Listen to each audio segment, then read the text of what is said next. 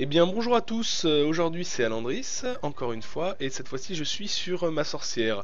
J'ai décidé aujourd'hui de faire une vidéo pour vous, puisque suite à plusieurs demandes, on m'a demandé comment on devait attribuer les points de parangon, ainsi que quelle priorité on devait leur donner lors de l'attribution. Donc je vais vous montrer, alors il n'y a pas de vérité absolue en fait, hein, c'est pas quelque chose qui est blanc, noir, alors il y a des choses effectivement à ne pas faire, mais il n'y a pas de vérité absolue et c'est ce que je vais essayer de vous montrer.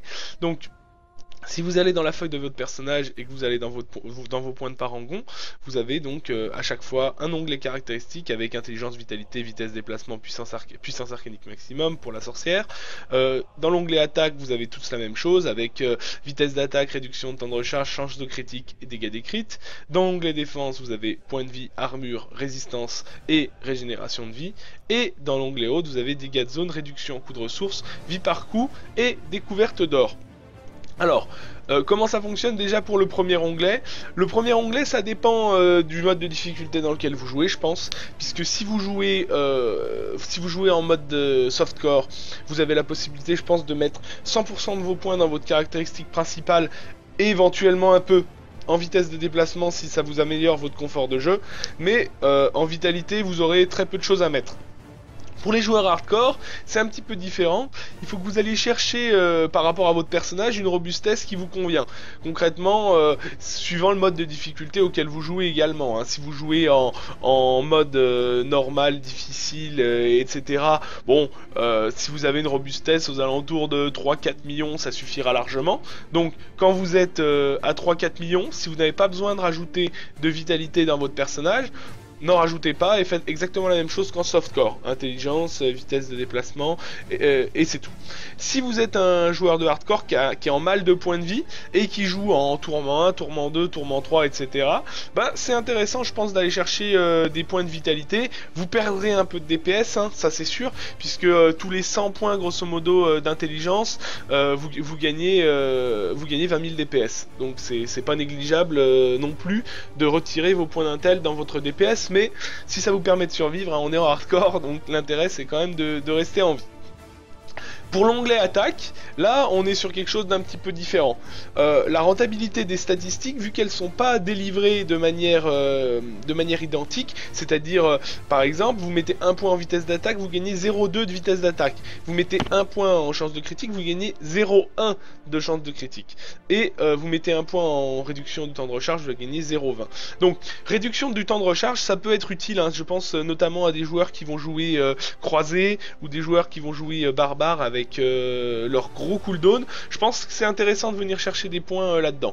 Pour les autres classes ou des classes qui jouent vraiment avec des sorts instantanés, il y a aucun intérêt à mettre des points là-dedans. Dans l'ordre de rentabilité, vous avez toujours dégâts des coups critiques, ça sera ce qui vous fait gagner le plus. Ensuite, vitesse d'attaque. Et enfin, chance de coup critique. Donc, bien sûr, ça dépend de votre personnage. Si vous me dites que vous avez un personnage avec 3000 de dégâts des coups critiques, bien sûr que ça sera plus intéressant de mettre des chances de critique. Mais dans l'optique où tous mes personnages ont des stats quand même qui sont plutôt intéressantes en DCC, j'ai quand même la rentabilité supérieure sur la vitesse d'attaque. Donc dans l'ordre, dégâts des coups critiques, vitesse d'attaque, chance de coup critique. Ensuite, l'onglet défense. Alors l'onglet défense est un peu particulier. Il faut que vous regardiez votre fiche de personnage. Si vous avez, quand vous êtes sur votre fiche de personnage, et que dans le détail de vos sorts, vous avez 1300 plus en all resi. Donc là, attention, faut pas que je reste stable, mais vous voyez, là je suis quasiment à 1300, 1286, etc. À partir du moment où vous avez 1300 plus dans toutes vos stats, sans avoir mis de points dans toutes les résistances, vous pouvez arrêter de redistribuer toutes les résistances, puisque 1300 all resi correspond approximativement à 80 de résistance à un élément, et au-delà de ce palier vous pouvez encore monter bien entendu, hein, mais la vitesse de montée, le rendement est pas le même que quand vous êtes en dessous. Donc moi je m'arrête à 1300, sur ce perso là j'ai mis tous les points parce que j'ai un peu moins de stuff que sur les autres. Par contre par exemple sur le féticheur il n'y a pas 250 points dans toutes les résistances. Ensuite, armure point de vie, là faut essayer parce que vous avez vraiment des choses qui bougent. Hein. Vous voyez, là j'ai robustesse, j'ai 10 038. Si par exemple je viens redistribuer mes points, je remets mes points donc en toutes les résistances, et admettons que je mets tous mes points en armure.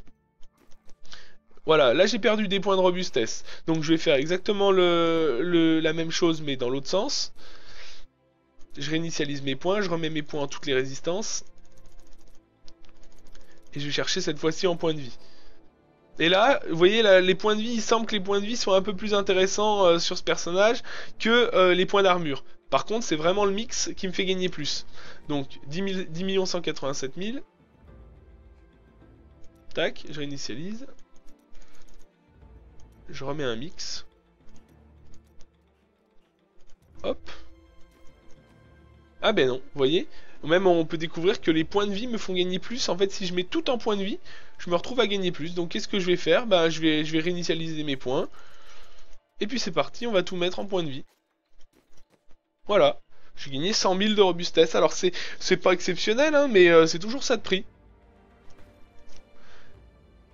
Hop, pour le dernier onglet. Donc ça, vraiment cet onglet-là, l'onglet défense, pour moi, c'est un onglet de jeu. Vous avez toutes les résistances, faut que vous jouiez jusqu'à 1300. Et ensuite, sachant que je pense également que là, je suis sur un héros Intel. Hein, si vous êtes sur un héros force, je pense que vous allez plus jouer avec toutes les résistances et points de vie qu'avec l'armure, par exemple, puisque votre héros force, il est déjà bien haut en armure. Et ensuite, dans l'onglet autre, alors là, dans l'onglet autre, je pense que la vie par coup est un indispensable. Et ensuite, c'est à vous de voir. Si vous jouez un personnage avec beaucoup de dépenses de mana, comme c'est le cas du mage, moi j'ai été mettre mes points en réduction en coût de ressources. Par contre, avec tous mes autres personnages, j'ai été mettre mes points en dégâts de zone. Puisque quand vous avez un personnage, notamment le féticheur, hein, où vous vous retrouvez avec très peu de dépenses de mana, ça a aucun intérêt de mettre de la réduction en coût en ressources. Par contre, du dégât de zone, je pense que c'est toujours ça de prix. Ensuite, quand vous atteindrez le parangon 400+, que vous aurez 2 onglets complets de points de parangon, ça sera intéressant d'aller chercher encore, pourquoi pas, des golds.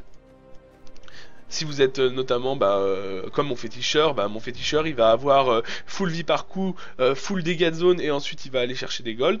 Ou alors si vous êtes comme ma sorcière, full vie par coup, full réduction en coût de ressources et ensuite j'irai chercher des dégâts de zone sur le personnage. Donc c'est vraiment quelque chose qu'il faut tester. Maintenant vous avez la possibilité, je pense que tout le monde le sait, mais quand vous appuyez sur Shift, pardon, de monter vos points par 10. Donc ça fait gagner quand même pas mal de temps hein, quand vous avez beaucoup de points de parangon. Donc vous pouvez à l'infini tester, et pourquoi pas trouver la meilleure combinaison par rapport à votre feuille de personnage, que ce soit en DPS, en armure ou en défense. Hein. Donc il y a vraiment pas de choses qui sont écrites, et voilà, c'est vraiment ce qu'il faut retenir dans l'attribution des points de parangon. J'espère que cette vidéo elle répond à vos questions pour les personnes qui ont pris le temps de me les poser en jeu. Hein. N'hésitez pas d'ailleurs hein, pour les nouveaux venus, si vous avez envie de m'ajouter sur Diablo, donc c'est Alandris dièse 1821. Ou d'ajouter également mon Facebook alandris.gaming, ou encore ma chaîne Twitch TV qui est un petit peu différente puisque c'est la chaîne Twitch TV Lorindia, et enfin la chaîne YouTube qui est la chaîne Alandris. Voilà, je vous souhaite à tous une bonne journée et je vous dis à bientôt.